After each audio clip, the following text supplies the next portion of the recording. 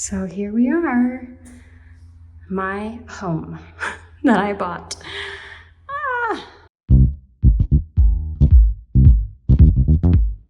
Look at this, look at this. Lovely brick wall, very odd skylight, but hey, I'm not mad at it. We have a against code hot water heater and a decrepit little shed, but look at this entire portion right here. This is my patio. Boop.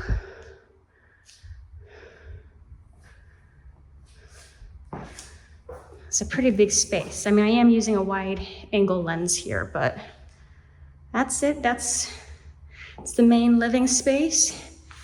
Here is a little dinette area. We have a kitchen. It appears to have electricity, only because I know I put the utilities in my name. Here we are, refrigerator. Look at all this room for improvement. Look at it. So much more storage than I'm used to.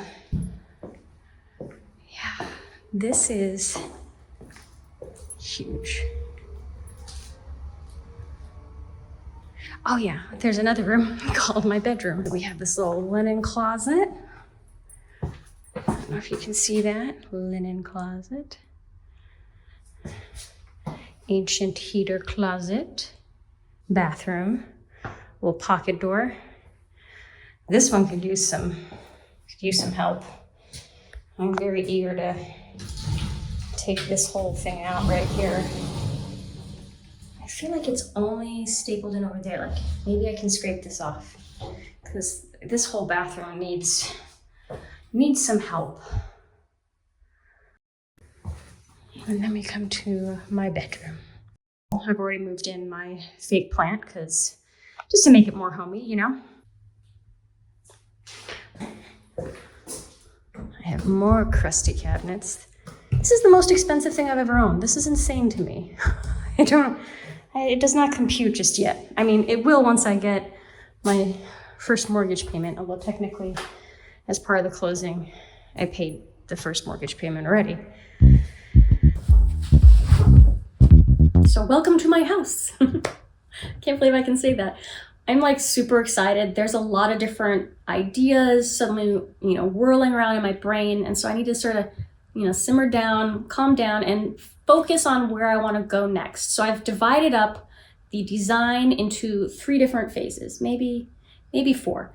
The first phase, super simple, kind of functional phase. We're just doing some upgrades to things like ceiling fans, exhaust fans, many fans, replacing a faucet, maybe a sink, things that don't really affect the long-term design so that they're just making me a little bit more comfortable. As a kind of side note, actually, my parents, as a housewarming gift, got me a bidet, which I'm excited about. This is what it means to be excited in your 30s, is you get a bidet as a housewarming gift. And if you don't have a bidet, dude, you're just not living your best life. Go get a bidet, go get squatty potty, let your butt feel like a spa. Something we all really deserve in life.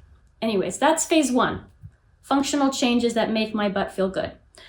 Phase 2 is kind of about making the existing infrastructure, structure, whatever, feel pretty. We're going to make things a little bit nicer, just a little bit prettier, So we're talking temporary sort of things like paint, like lighting, trim, things like that make the place feel like home, and where we can test out designs to see if they're going to last the test of time.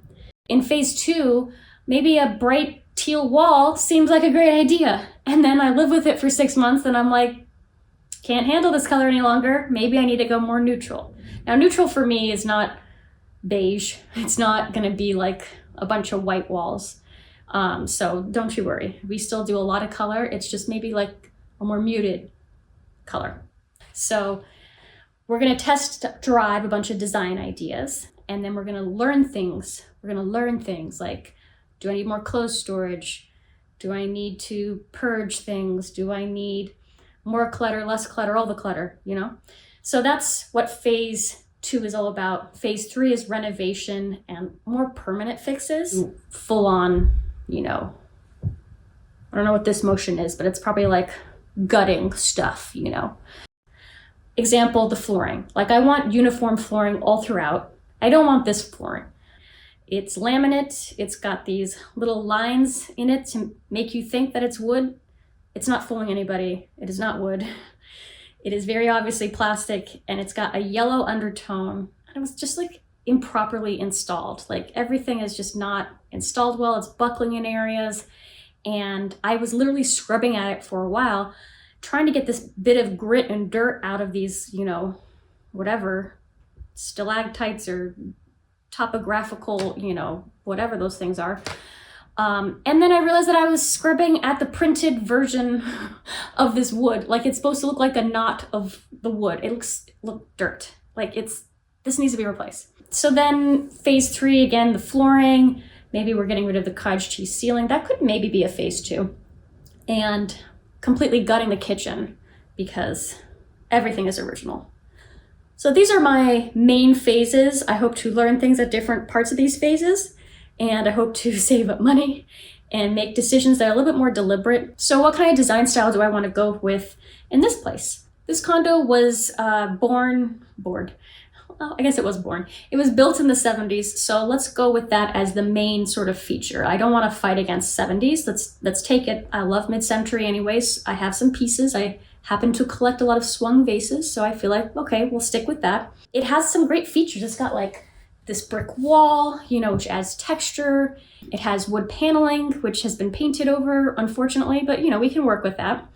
And it has a skylight, which is pretty cool. I mean, honestly, I didn't think I wanted to have to put sunblock on inside, but you know, it's fine. It's great. I love natural light. So there's a lot of great features of this place. It's pretty open and wide, and it has an airy feeling that I'm really excited about. So we have the existing 1970s-ish structure, so we're gonna go with that. But I don't wanna really do necessarily that kind of streamlined Scandinavian mid-century. I'm thinking that I'd like to go more with that brutalist, kind of blocky, a little bit heavier looking 70s mid-century. I think it's really beautiful, and I think it goes well with some of the existing pieces of furniture I already have. In my previous makeovers, you might have seen I have some pieces of furniture that again are blocky, a little square, but have some ornate painting. I'd say they're a little bit more folk art, and if I have folk art going against streamlined things, it might be a little too jarring. So folk art against mid-century brutalist, I think, is a good match. As you know, I'm a maximalist. I love color, I love pattern, and those two things already kind of incorporate kind of texture and pattern, but I thought I'd throw in like a third sort of design element that tones it, I wouldn't say tones it down, but it gives another sort of piece to the puzzle that I think is necessary. And that is like a more classic thing with stripes, interesting kind of borders, black and white, sort of like a Ralph Lauren equestrian, if you will. I know this is now sounding like there's no through line, but I said that the through line is 3 different things. I don't want to look one-dimensional. We're going to look 3-dimensional, 3 different design styles. I think it can work. What do you guys think? Ideas? I'm going to need a lot of your ideas, really. Please, in the comments below, let me know what kind of makeovers that you want. Are you interested in DIY? Are you interested in the thought process that goes into this? And if you guys are interested in maybe a video that has to do with the house buying process as a single female lady in California, let me know. I can make a video about that. If that's not interesting, let me know. I love the engagement. Is that enough? I think it's a lot to think about. Thank you, and good night.